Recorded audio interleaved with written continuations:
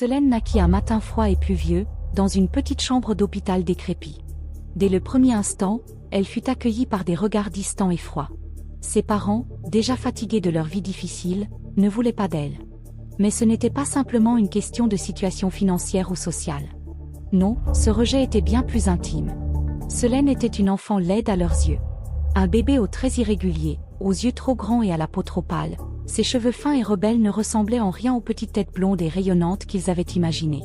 Ses parents l'avaient toujours espérée belle, comme une promesse de leur propre jeunesse oubliée, mais la réalité était bien différente. Ils étaient déçus. Ils l'avaient rejetée. Leur premier geste envers elle était plein de dégoût. L'instant où ils la prirent dans leurs bras fut plus un soulagement qu'une émotion de tendresse. Ils la déposèrent dans le berceau et se détournèrent.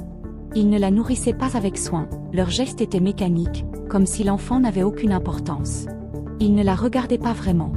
Et quand ils le faisaient, c'était avec une gêne manifeste, comme si chaque regard posé sur elle leur rappelait leur propre échec. Les jours passèrent, et Solène grandit sans amour, sans les bras accueillants que chaque bébé mérite. Ses parents la considéraient comme une erreur, un fardeau.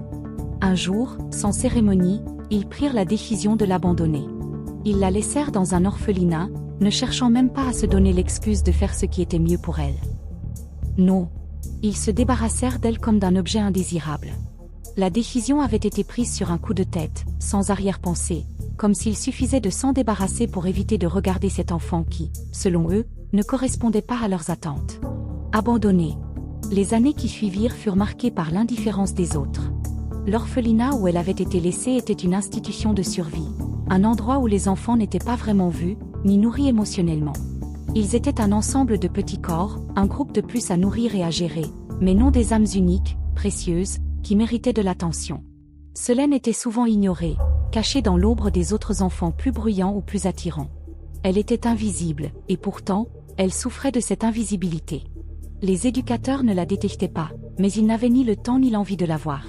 Chaque jour, elle vivait une douleur silencieuse, mais profonde. Quand elle s'aventurait à poser des questions ou à demander des câlins, c'était souvent avec une sorte de gêne qu'on lui répondait. Les autres enfants la fuyaient. Ils avaient tous appris à se soucier de leur propre survie, et Solène, avec son visage qui ne correspondait à aucune norme de beauté, n'était qu'une ombre parmi tant d'autres. Elle n'avait pas l'air d'un enfant qu'on voulait protéger ou aimer. Mais même dans cette obscurité, quelque chose en elle persistait. Une petite flamme de résistance, un désir secret de trouver sa place dans ce monde qui la rejetait. Elle s'accrochait à l'idée que, peut-être, un jour, quelqu'un la verrait enfin pour ce qu'elle était réellement, une personne digne d'attention et d'amour. À l'adolescence, Solène commença à se demander si son apparence était réellement la cause de tous ses malheurs. Elle se regardait dans le miroir et voyait cette même image qui lui renvoyait le regard fuyant des autres. Ses yeux trop grands, sa peau pâle, ses lèvres fines. Mais à l'intérieur, elle sentait qu'elle n'était pas cette image déformée que les autres voyaient. Elle commença à se questionner sur ce que la beauté voulait vraiment dire. Était-ce ce que les autres attendaient? Ou était-ce quelque chose de plus profond, d'indéfini, une beauté qui venait de l'intérieur? Elle se lança dans des études artistiques pour se découvrir à travers l'art. Elle peignait son propre reflet, cherchant à comprendre son identité à travers les formes et les couleurs. Les autres élèves la traitaient toujours comme une paria, mais elle trouvait un certain réconfort dans l'acte de créer. C'était une façon de repousser les frontières imposées par l'apparence et de redéfinir sa propre image. Le rejet des autres ne faisait qu'alimenter son désir d'authenticité. À travers son art, elle s'émancipait peu à peu des chaînes invisibles du jugement extérieur. Elle peignait des portraits de visages déformés, d'ombres projetées, cherchant à exprimer toute la souffrance qui pesait sur elle. Mais elle voulait aussi créer quelque chose de beau, non pour les autres, mais pour elle-même. Elle se rendait compte que la beauté ne résidait pas dans l'acceptation extérieure, mais dans la capacité à se regarder dans les yeux et à se dire « Je suis digne d'exister ». L'art était pour elle une forme de résistance silencieuse. C'était un moyen de faire entendre sa voix, de donner de la valeur à ce qu'elle avait toujours cru être son insignifiance. À l'âge de 20 ans, après avoir quitté l'orphelinat, Solène réussit à se faire un nom dans le milieu artistique local. Elle avait transformé sa douleur en art, sa souffrance en beauté. Cependant, elle savait qu'il lui restait un ultime défi à affronter, celui du retour à la maison. Un retour symbolique, à la fois pour elle et pour ses parents, un affrontement avec le passé qu'elle avait longtemps fui. Un matin, un peu avant son anniversaire, elle prit la décision de retourner dans la ville où elle était née. Son cœur battait fort à l'idée de revoir la maison, mais cette fois, elle n'était plus cet enfant rejeté. Elle était devenue une femme, une artiste, une personne qui avait appris à s'accepter et à s'aimer. Le voyage n'était pas juste une visite, c'était un acte de réconciliation avec elle-même. Quand elle arriva dans la rue où elle avait grandi, tout semblait étrangement inchangé.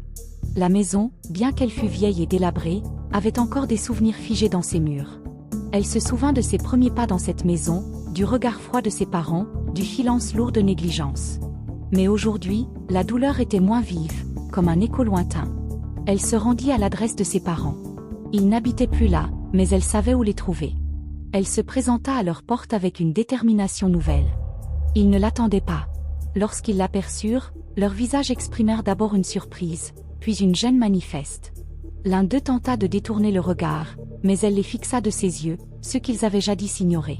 « Je suis celle que vous avez rejetée, abandonnée, mais je suis aussi celle que vous ne pouviez pas voir. Et je suis ici pour vous montrer que je suis vivante. Je ne suis pas laide, je suis forte.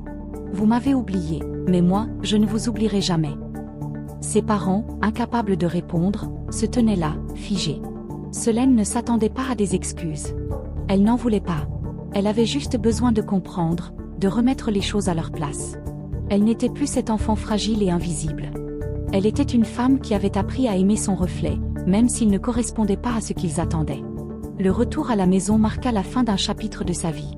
Solène avait confronté ses racines, mais plus important encore, elle avait affirmé sa place dans le monde. L'abandon de ses parents n'était plus une blessure ouverte, mais une cicatrice qui témoignait de sa résilience. Elle n'avait plus besoin de leur validation pour se sentir entière. Elle avait créé sa propre famille, sa propre identité. En sortant de la maison de ses parents, elle sentit un poids se lever. Elle n'était plus la victime de leur rejet. Elle n'était plus l'enfant laide. Elle était Solène, une femme qui s'était battue pour trouver sa place dans un monde qu'il avait d'abord rejeté, mais qu'elle avait appris à transformer, à aimer et à conquérir. La morale de cette histoire repose sur plusieurs thèmes essentiels. La résilience, l'acceptation de soi et la capacité à se libérer des chaînes du jugement extérieur. L'abandon de Solène par ses parents à cause de son apparence physique, un rejet brutal et profond, met en lumière la manière dont la société, parfois, place trop d'importance sur les critères superficiels de la beauté et de l'acceptabilité. Dès sa naissance, elle a été étiquetée comme laide, une étiquette qui l'a suivie tout au long de sa vie, la confinant dans l'ombre de sa propre identité. Cependant, malgré ce rejet, elle parvient à se reconstruire, à se redéfinir et à se réapproprier sa propre image. Ce parcours de transformation souligne que la beauté, loin de se limiter à des critères imposés, réside dans l'authenticité et dans la capacité à se regarder sans les filtres du jugement extérieur. Solène, à travers son art, cherche à se comprendre et à comprendre le monde, à faire de sa douleur une source de création et de force. Le rejet, loin de l'anéantir, devient pour elle un catalyseur de croissance personnelle et artistique. Cette histoire nous enseigne que la véritable beauté n'est pas celle que l'on nous impose, mais celle que l'on choisit de voir en soi-même, celle qui naît de l'acceptation de nos imperfections et de notre humanité. Ce voyage intérieur est long et parfois douloureux, mais il est nécessaire pour se libérer des carcans de la société et de l'opinion des autres. En fin de compte, le message central est clair. Nous ne sommes pas définis par ce que les autres voient en nous, mais par la manière dont nous nous voyons et nous nous acceptons. Le retour de Solène dans sa ville natale, face à ses parents qui l'ont abandonnée, symbolise un acte de guérison, une manière de réécrire son histoire sans chercher une validation extérieure. Elle ne cherche pas de réconciliation ou d'excuses, car elle a appris à ne plus attendre des autres ce qu'elle peut se donner à elle-même. La liberté qu'elle acquiert, et qu'elle offre à ses lecteurs, est celle de se détacher des attentes des autres, d'accepter les parts d'ombre qui existent en nous, et de comprendre que, malgré les souffrances et les blessures du passé, nous avons toujours le pouvoir de nous réinventer et de nous affirmer.